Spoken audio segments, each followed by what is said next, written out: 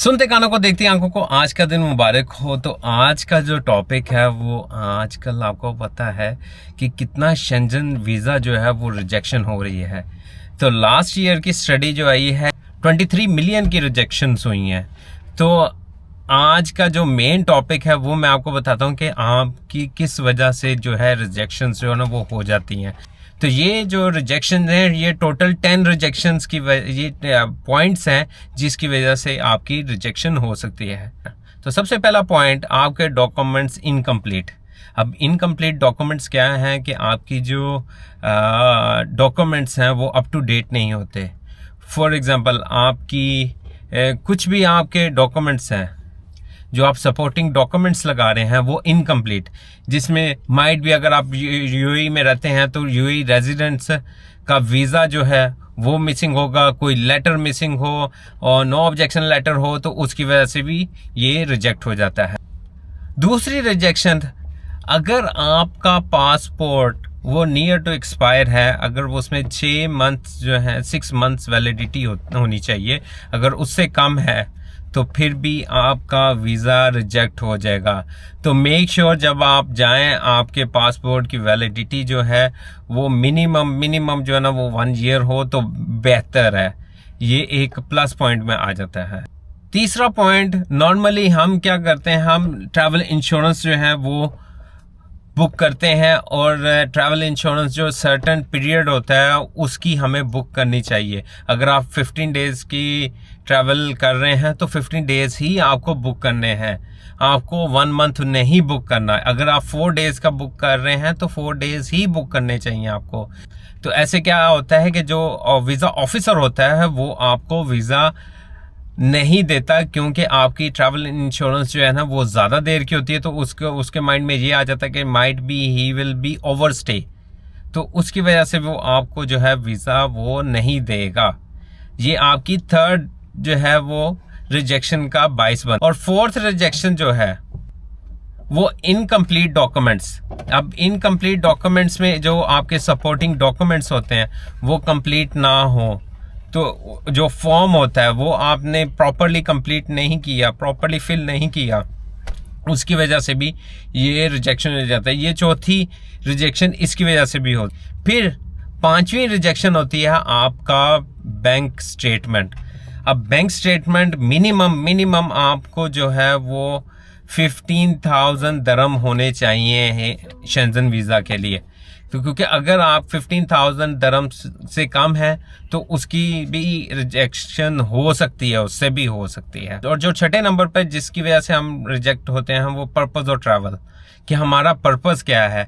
अगर हमारा वहाँ पर ट्रैवलिंग पर्पस है तो हमें वहाँ पर बताना है कि हम रियली ट्रैवलर मैं आपको, और हमें प्रॉपरली उसको डिफाइन करना है कि हम जो हैं वो रियली ही ट्रैवलर हैं और हम वहाँ पर कोई ओवरस्टे नहीं करेंगे, हम किसी मीटिंग पे नहीं जा रहे, हम कोई कन्वेंशन नहीं अटेंड कर रहे। तो पर्पस ऑफ स्टे जो है वो पर्पस ऑफ ट्रैवल जो है वो लाजमी आपका कट एंड क्लियर होना चाहिए। सातवां पॉइंट जो है वो रिजेक्शन का ये बनता है कि लैक ऑफ ट्रैवल हिस्ट्री। अब लैक ऑफ ट्रैवल हिस्ट्री, हम क्या करते हैं, 1-2 मुल्क से घूम आते हैं तो हम समझते हैं कि ये ट्रैवल कर हमारी हिस्ट्री बन गया तो हमें मिल जाएगा वीज़ा। नहीं, ऐसा नहीं होता। ट्रैवल हिस्ट्री की वजह से भी बहुत सारे रिजेक्ट हो जाते हैं वीज़े। बहुत ज़्यादा रिजेक्शन जो है ना वो मेन ट्रैवल हिस्ट्री की वजह से होते हैं कि हम क्या करते हैं, जल्दी ट्रैवल हिस्ट्री बनाने की कोशिश करते हैं।